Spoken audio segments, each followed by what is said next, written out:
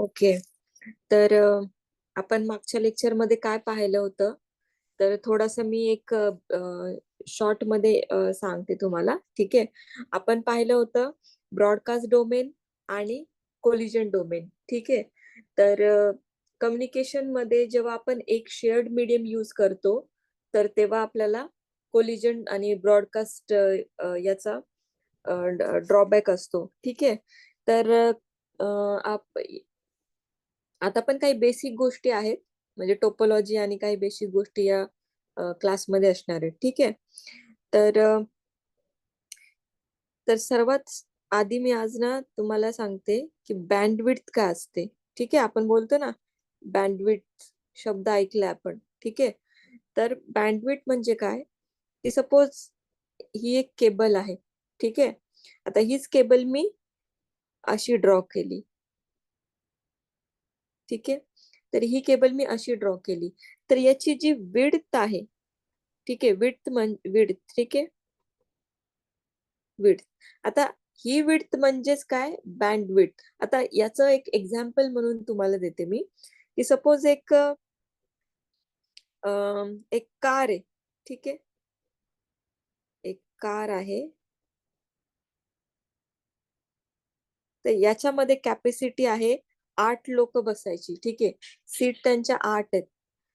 आता ही ह्याची maximum capacity झाली, मॅक्झिमम कॅपॅसिटी या कारची.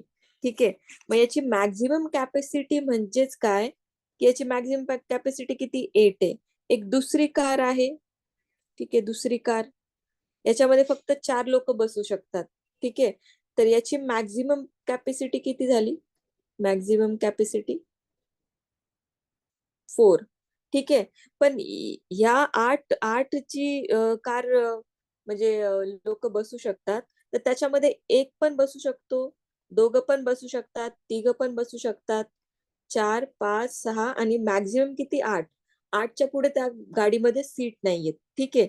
तसंच याच्यासाठी कसं, एक पण बसू शकतो, 2, 3 आणि मॅक्झिमम किती, 4. 4 नंतर नाही आपण याच्यामध्ये कोणाला ऍड करू शकत. आणि या गाडीमध्ये कसं, की 8 पेक्षा जास्त नाही कोणाला आपण बसवू शकत.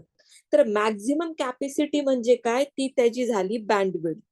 ठीक आहे. मॅक्झिमम कॅपॅसिटीज म्हणजे काय, त्याची झाली बँडविड्थ. म्हणजे ही जी 8 कॅपॅसिटी वाली जी कार आहे, ठीक आहे, 8 कॅपॅसिटी वाली,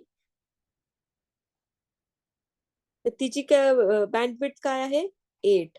आणि ही 4 कॅपॅसिटी वाली त्याची बँडविड्थ काय आहे, 4. पण जर एका वेळी जर सपोज 4च्या ऐवजी याच्यामध्ये जर सपोज 2च असतील, तर ती त्यावेळची त्यांची काय झाली, म्हणजे काउंटिंग झाली. ठीक आहे. आता सपोज सेम, आता हा ट्रान्समिशन मीडियम आहे. ट्रान्समिशन मीडियम म्हणजे काय, केबल, फायबर केबल किंवा कॉपर केबल. म्हणजे ही कुठली कुठली पण केबल असू शकते, एकतर फायबर किंवा कॉपर. ठीक आहे. म्हणजे एक केबल आहे, त्याची ही ट्रान्समिशन ही आहे लेंथ. ठीक आहे. म्हणजे ही एवढी लांबीला आहे. आता सपोज मला मुंबई टू पुणे ट्रॅव्हल करायचंय. ठीक आहे. Mumbai to Pune, Mumbai to Pune. तर आता यासाठी मुंबईवरून पुण्याला जायसाठी एक आपण डायरेक्ट एक वे आहे. ठीक आहे. मुंबई टू पुणे. दुसरा अजून एक वे काय आहे, तू मुंबईवरून परत दिल्लीला जाशील आणि दिल्लीवरून परत पुण्याला जाशील. ठीक आहे. तो पण एक वेच आहे, पण तो आपण कधी यूज नाही करणार. का, त्याच्यासाठी आपल्याला जास्त वेळ लागणार आहे, है ना. आता जर आपल्याला मुंबईवरून पुण्याला जायचं, तर मी मुंबईवरून पहिले चेन्नईला जाईल का आणि मग पुण्याला, तसं मी कधीच करणार नाही. कारण की मला त्याच्यामध्ये लेंथ जी आहे आपल्या रोडची, ठीक आहे, म्हणजे तो रूट जो आहे तो जास्त म्हणजे जास्त लांबचा रूट आहे. ठीक आहे.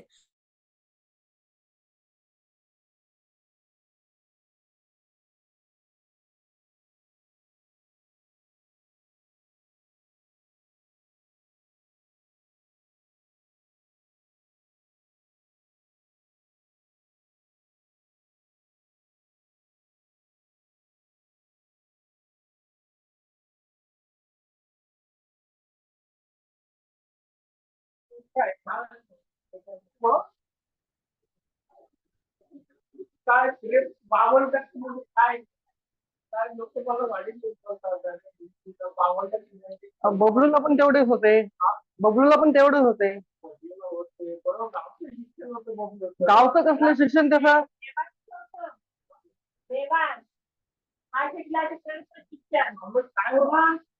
गाव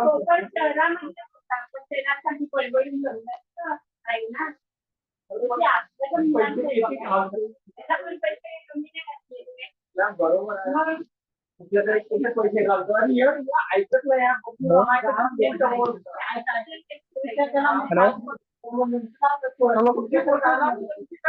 वाचन कर वाचन कर अक्षय 40-50,000 रुपये पर्यंत हॅलो हॅलो मॅडम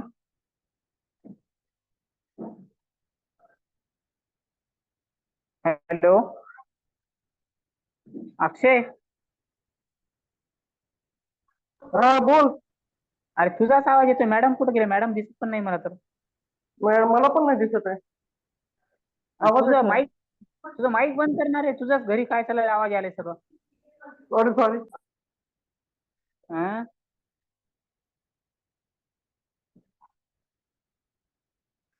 इथं मॅडम दिसत नाही. कोणीच दिसत नाही ना मला तर.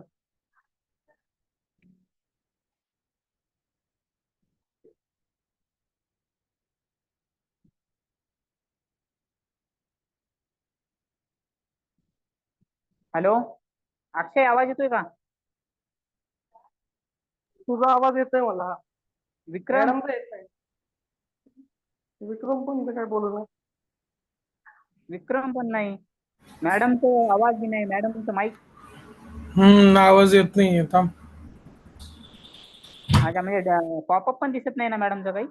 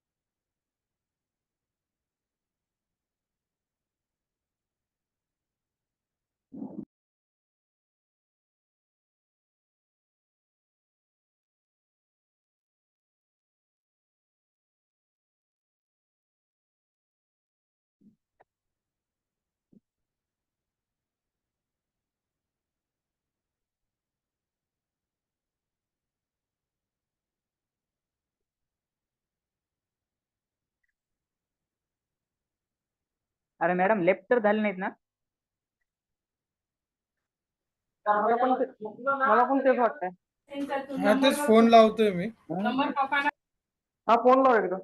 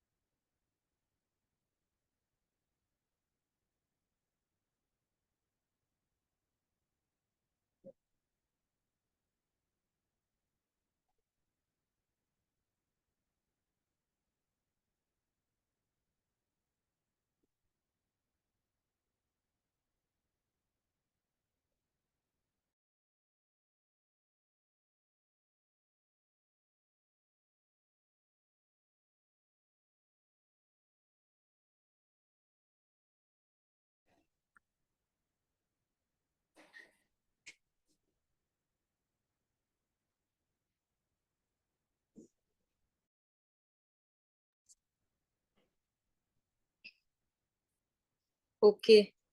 आता येतो आवाज? हा येतोय आता येतोय. ओके. आणि स्क्रीन शेअर येतो आवाज. येतो आवाज. ठीक आहे. स्क्रीन दिसते का? नाही तुमचा फक्त डिस्प्ले फोटो दिसतो फक्त. आता दिसते का स्क्रीन? नाही.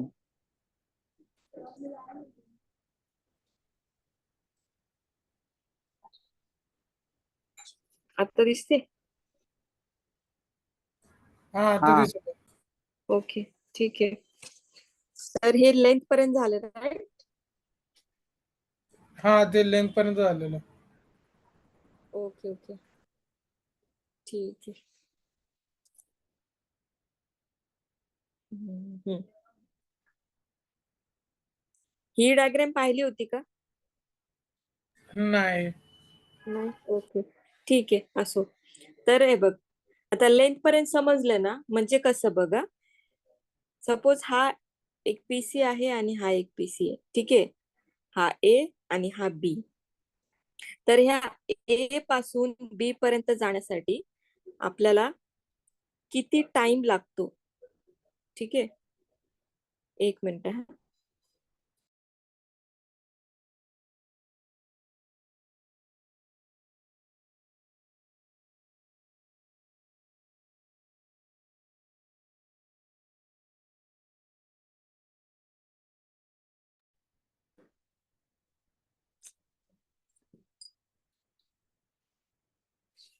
ठीक आहे, ही रेकॉर्डिंग इन प्रोग्रेस आहे का नाही तर?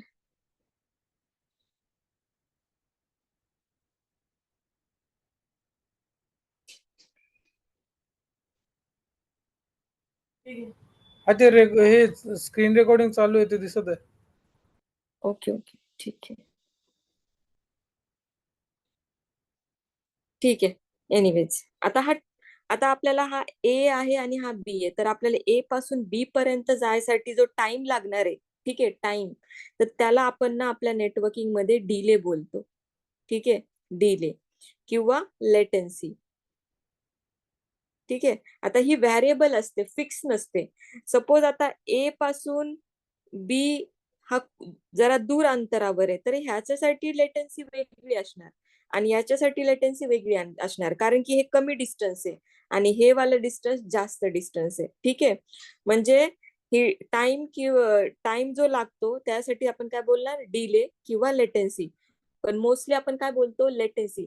जेव्हा पण आपल्या इथे काय पॅकेट ड्रॉप्स इश्यू किंवा हे असतं, तेव्हा आपण काय बघतो की लेटेन्सी आहे का पॅकेटला, जेव्हा स्पीड इश्यू येतो तेव्हा. ठीक आहे, दुसरी गोष्ट, बँडविड्थची डेफिनेशन ऐकलेली का तुम्ही? नाही ना?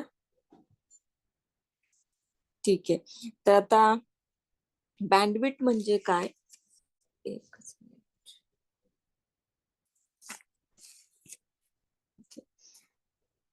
आता इथे मी जी हे काढली आहे, ठीक आहे, तर ट्रान्समिशन मीडियमची जी मॅक्सिमम कॅपॅसिटी असते त्याला आपण बँडविड्थ बोलतो.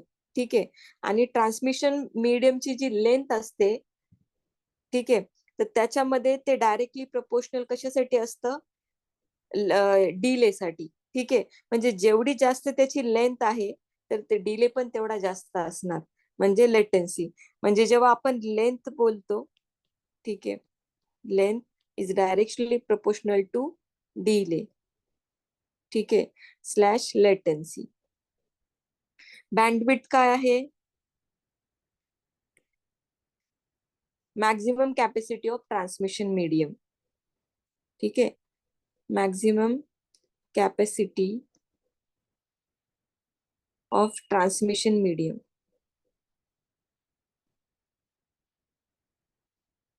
ठीक आहे, आणि स्पीड काय आहे? स्पीड म्हणजे काय की ऍट दॅट पॉइंट, म्हणजे मॅक्झिमम कॅपॅसिटी तर त्याची आहे, त्याच्यापेक्षा कमी, म्हणजे त्यावेळेचं जे ट्रान्समिशन असेल त्याला स्पीड. ठीक आहे, आता बँडविड्थ साठी आणि स्पीड साठी दोघांसाठी पण युनिट एकच आहे, बीट पर सेकंड. बीट पर सेकंड. ठीक आहे, याच्यामध्ये कोणाला काही अडचण? समजलं सर्वांना हो बँडविड्थ? समजलं. येस. बँडविड्थ आपण, मी इथे काय तुम्हाला समजून सांगायचा प्रयत्न करते. बँडविड्थ काय? Maximum capacity. म्हणजे आपल्याकडे जी 8 सीटरची गाडी आहे ती त्याची मॅक्सिमम कॅपॅसिटी झाली, पण आता सध्या त्यात 4च जण बसलेत, म्हणजे ती त्याची स्पीड झाली. ठीक आहे, तसंच आपल्याकडे किती 5 Gbps ची लिंक घेतली आपण. ठीक आहे, 5 GB ची लिंक घेतली, ती त्या ट्रान्समिशन मीडियम, म्हणजे ही 5 GB एका वेळी कॅरी करू शकते पूर्ण या ट्रान्समिशन मीडियम मधून. पण जर एका वेळी 5 GB पेक्षा जास्त नाही होऊ शकत. कमी होऊ शकतं. मे बी आताच्या टाइमला इथे 1 GB कॅरी होत असेल, तर ती त्याची झाली स्पीड. जेव्हा आपण पाय आय रेटची कमांड मारतो इंटरफेसला, ती आपल्याला ऍक्च्युअल स्पीड दिसते. ठीक आहे. आणि इंटरफेसवर जी आपण कॅपिंग करतो, म्हणजे जी बॉन्ड करतो बाइंडिंग, त्याला आपण बँडविड्थ बोलणार. ठीक आहे. समजलं स्पीड आणि बँडविड्थ मधला फरक? ठीक आहे. हो हो. हा. आणि लेंथ आणि लेंथ ही डायरेक्टली प्रोपोर्शनल कोणाच्या असते? डिले किंवा लेटेन्सी. म्हणजे जेवढा जास्त आपल्याकडे हे असेल, जेवढी जास्त ट्रान्समिशन मीडियमची लेंथ असेल, तेवढा जास्त त्याला वेळ लागणार. ठीक आहे. ओके.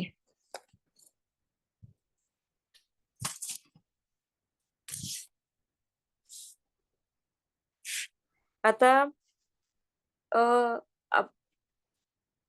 आता लास्ट टाइम मी तुम्हाला याचं उदाहरण दिलं होतं की हब काय असतो. ठीक आहे. किंवा हब बद्दल सांगितलं होतं मी लास्ट लेक्चर मध्ये. कोलिजन डोमेन आणि याच्याबद्दल सांगितलं होतं ना. नाही, हब बद्दल नव्हतं सांगितलं. ओके ओके, ठीक आहे. तर हे बघा, हब बद्दल आय थिंक मी सांगितलं होतं. तो मध्ये आपण एक स्विच डिव्हाइस लावतो ना, त्यालाच आपण हब बोलतो. इलेक्ट्रॉनिक डिव्हाइस मध्ये आपण लावतो, हा हा हा. तोच हब आहे. म्हणजे एक आता जसं की आपण ABC, ठीक आहे, इकडे आहे DEF. तर आपण काय केलं, हे सर्व पीसी एकमेकांना कनेक्ट केले होते. हे पीसी काय केलं, एकमेकांना कनेक्ट केले होते ना सर्व असे. तर याच्यामध्ये जास्तीत जास्त आपल्याला केबल्स लागत होत्या. पण आता केबल नको म्हणून आपण काय केलं, तिथे एक आपण डिव्हाइस ठेवला आणि तो डिव्हाइस मग सगळीकडे जातो. ठीक आहे. आता हब कसा असतो? हब हब मध्ये सपोज हा तुझा, इथे तुझा सिग्नल जातोय. ठीक आहे. आणि पुढे तुला अजून 3 सिग्नल तू पाठवू शकतो. आणि इथे जर तू हब लावलास, तर हा येणारा सिग्नल आहे ना, तो इकडे सगळ्यांकडे पास होतो. आणि हा इथे ऍज अ रिपीटर काम करतो. म्हणजे येणारे सिग्नल्स आहेत ना, ते थोडे डिग्रेड होतात. ठीक आहे. म्हणजे त्याची कॅपॅसिटी, त्याची जी कॅपॅसिटी असते ती कमी होते. म्हणजे सिग्नल स्ट्रॉंग नसतो, वीक होऊन येतो.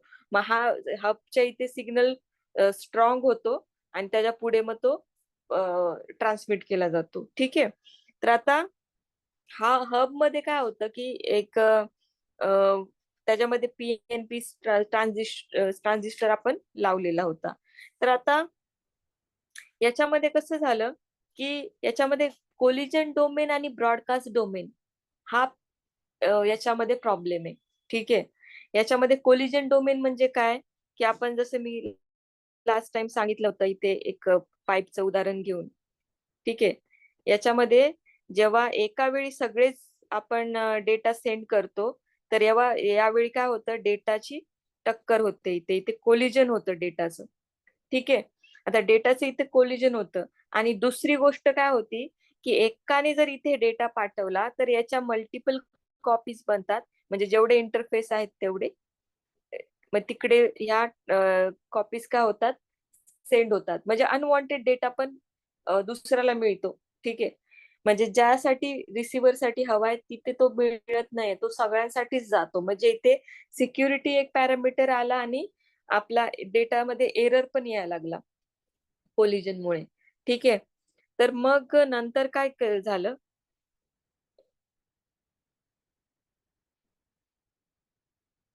ठीक आहे. आता हब मध्ये काय 2 इश्यू यायला लागले. 2 इश्यू कुठले होते हब मध्ये?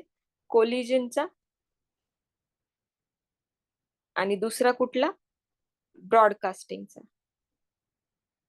ठीक आहे. मग आता एक इंजिनियर कसा असतो की ना, कुठला पण इश्यू असेल ना, तो ऍड्रेस करतो आणि त्यासाठी एक वेगळं काहीतरी सोल्युशन काढायची त्याच्यामध्ये बुद्धिमत्ता असते, है ना. म्हणजे जसं कुठला इश्यू आला, सपोज हे डिव्हाइस आहे, तर त्याची डिझाईन एवढी काही खास नाहीये त्याच्यामध्ये. म्हणजे बनवलं डिव्हाइस जेणेकरून, म्हणजे जसं फुल मेश टोपोलॉजी होती, तर त्याच्यामध्ये काही ड्रॉबॅक्स होते. ते स्केलेबल नेटवर्क नव्हतं. त्याच्यामुळे नंतर मग आपण काय बस टोपोलॉजी वरती आलो. पण बस टोपोलॉजी मध्ये पण इश्यू आला की कोलिजन आणि ब्रॉडकास्ट होत आहे. ठीक आहे. आणि त्याच्यामध्ये सिक्युरिटी पण इश्यू आहे. म्हणून आपण रिंग टोपोलॉजी हे हे आपण हे पाहिलं टोकन रिंग पण पाहिली. तर त्याच्यामध्ये कसं होतं की एक टाइम पिरियड दिला जातो.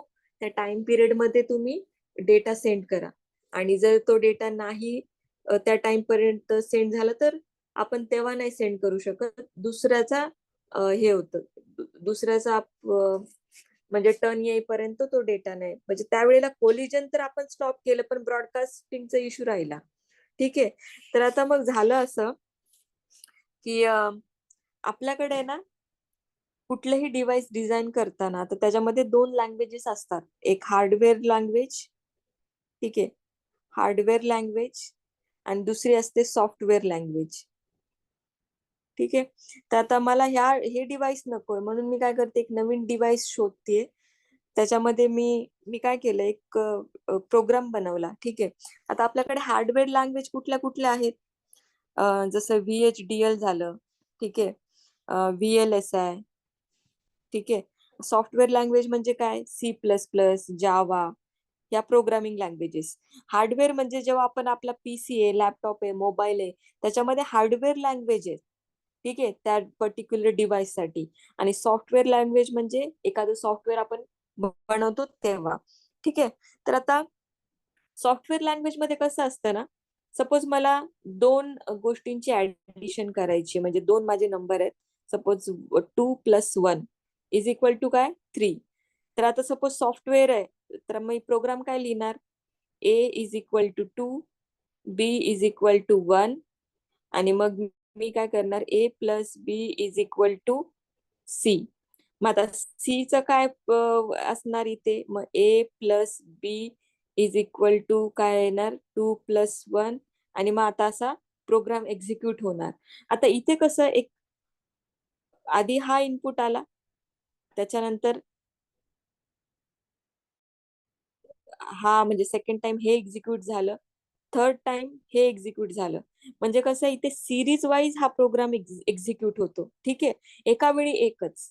पण हार्डवेअर लँग्वेज मध्ये तसं नाहीये. हार्डवेअर लँग्वेज मध्ये कसं असतं, तुझे अँड आणि ऑर गेट यूज होतात. सपोज हा असं आहे, ठीक आहे, हे असे आपण बी ला वगैरे पाहिले होते. ठीक आहे, असं.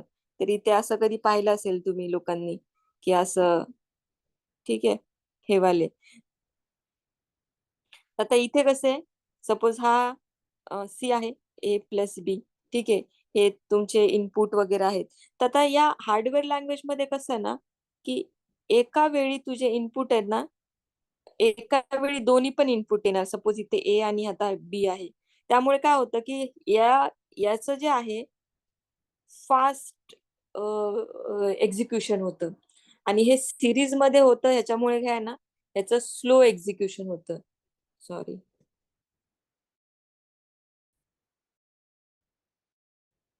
स्लो म्हणजे लँग्वेज ती आहे, आणि सॉफ्टवेअर लँग्वेज जी आहे ती स्लो आहे. ठीक आहे.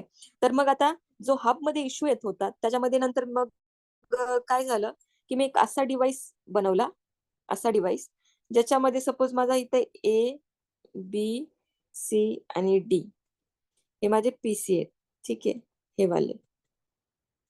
तर आता हे 4 PC जेव्हा मी एकमेकांना या डिव्हाइसनी कनेक्ट करते, ठीक आहे, या डिव्हाइसनी, आता या डिव्हाइस मध्ये काय केलं मी, की मी काय केलं, एक सॉफ्टवेअरच्या मदतीने मी एक ना प्रोग्राम बनवला. म्हणजे हे काय ना, की सॉफ्टवेअर मी यूज करते. ठीक आहे, सॉफ्टवेअर. तर याच्यामध्ये मी काय केलं, की लॉजिकली या सगळ्यांचे पाथ वेगवेगळे बनवले. ठीक आहे, सगळ्यांचे पाथ वेगवेगळे बनवले, म्हणजे एकाला दुसरीकडे जायचं असेल तर. ठीक आहे, लॉजिकली हे वेगवेगळे आहेत. म्हणजे जर मला A पासून B ला डेटा सेंड करायचा असेल तर यासाठी एक सेपरेट पाथ आहे. तर आता जसं की आपण म्हणजे फ्लायओव्हर बघतो ना, की आता सपोज सगळ्या रस्ते आहेत, ठीक आहे, तिथे कुठे मध्ये सिग्नल नाहीये, पण ते सिग्नल काढून आपण जर फ्लायओव्हर बनवले तर तिथे कसं एकमेकांना टक्कर यायची प्रॉब्लेमच नाहीये. सपोज मला A पासून C कडे जायचं तर त्याच्यासाठी एक वेगळा पाथ आहे तिथे. सपोज A पासून मला जायचं तर मी इथला हा यूज करेल, इथून जायचं तर म्हणजे मी इथे कोलिजन नाही होते डेटाचं. एका वेळी सपोज बी आणि सी पण डेटा दुसऱ्या लोकांना जर सेंड करत असतील तर तिथे पण काही इश्यू येत नाहीये. ठीक आहे. आता इथे प्रॉब्लेम कोलिजन डोमेनचा तर संपला. म्हणजे कोलिजन होते का इथे? कोलिजन नाही होते. इथे सेपरेट कोलिजन डोमेन आलं. हब मध्ये कसं होतं की सिंगल कोलिजन डोमेन होतं. पण आता या केसमध्ये कोलिजन डोमेन डिफरंट आहे. पण ब्रॉडकास्टिंग साठी हा काय रोखू नाही शकला ही टेक्नॉलॉजी. ठीक आहे. तर याला काय बोलतो आपण? ब्रिज. ठीक आहे.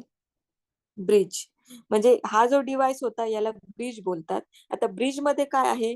Collision domain is different.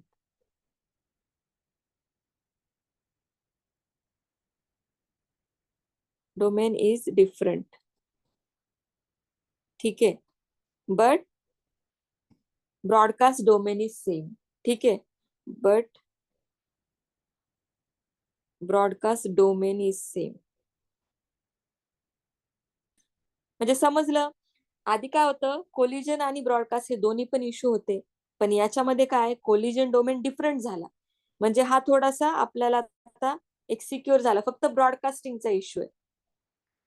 पण कोलिजन नाही होत. म्हणजे डेटा जो आपण पाठवू त्याच्यामध्ये एरर नाही येते. जर दोघांनी सेम टायमिंगला डेटा जरी पाठवला तरी इथे एरर येणार नाही. पण काय झालं आता आपण बघा, आता ही आपण आता जे क्लास घेते मी, तर हे आधीच्या काळात पॉसिबल नव्हतं. ठीक आहे. कारण की तेव्हाचे डिव्हाइस एवढे ऍडव्हान्स नव्हते. तर आता सॉफ्टवेअर बेस आहे म्हणून काय झालं ना, हा स्लो आहे. खूप स्लो वर्क करत होता. म्हणजे एका वेळी एकच रिक्वेस्ट एक्झिक्यूट होत होती त्याची. म्हणजे एका वेळी एकच. ठीक आहे. म्हणून नंतर मग स्लोनेसचा इश्यू आहे. म्हणून नंतर काय झालं की हार्डवेअर बेस्ड एक डिव्हाइस डिझाईन केलं. हार्डवेअर बेस्ड म्हणजे डिव्हाइस सेमच आहे. ठीक आहे. म्हणजे हेच हेच डिव्हाइस. तर इथे हे माझे पीसी. ठीक आहे. म्हणजे सेम सेम कनेक्शन. मी जसं इथे केलंय तसं सेम. आणि हे सी. ठीक आहे. म्हणजे हा ए, बी, सी आणि डी. ठीक आहे. पण हा डिव्हाइस जो मी बनवला, हा डिव्हाइस, तर तो काय झाला, मी हार्डवेअर बेस्ड बनवला. ठीक आहे. Hardware based. तर याच्यासाठी मी काय केलं, याच्यामध्ये VHDL लँग्वेज वापरली. ठीक आहे. VHDL. तर आता याच्यामध्ये ना एक चिप असते. ठीक आहे. तर त्याच्यामध्ये कसं असतं की त्याला बोलतात ASIC. म्हणजे काय? Application specific integrated circuit. काय? Application specific integrated circuit.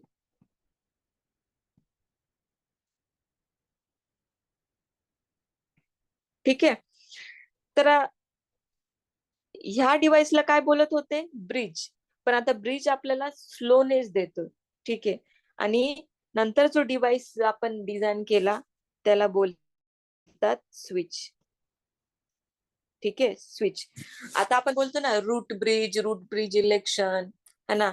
तर आता त्याच्यामध्ये कसं होतं ना की सर्व डॉक्युमेंटेशन जे झालंय ना तर ह्या ब्रिज वरती झालं. ठीक आहे. म्हणजे आपण जेव्हा आपण STP स्विचिंग शिकणार तर आपण ब्रिज हा वर्ड आपल्याला जास्तीत जास्त ऐकायला भेटणार. का? तर याचं डॉक्युमेंटेशन आधी झालं, नंतर स्विच आला. ठीक आहे. पण डॉक्युमेंटेशन तेच राहिलं. तर याच्यामध्ये कोणाला काही प्रॉब्लेम की स्विच आणि ब्रिज मध्ये समजलं काय की स्विच काय आहे, ब्रिज काय आहे? आता स्विच मध्ये पण काय ना सेम आहे की ते कोलिजन डोमेन वेगळे आहेत. Collision domain. पण ब्रॉडकास्ट डोमेन सेम आहे.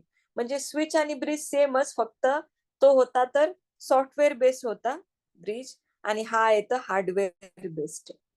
याच्यामुळे काय झालं, हा डिव्हाइस खूप फास्ट वर्क करतो. ठीक आहे.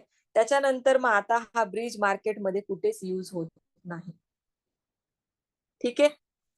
समजलं?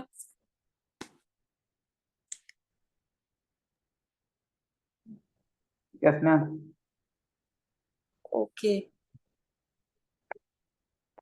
समजलं? ठीक आहे.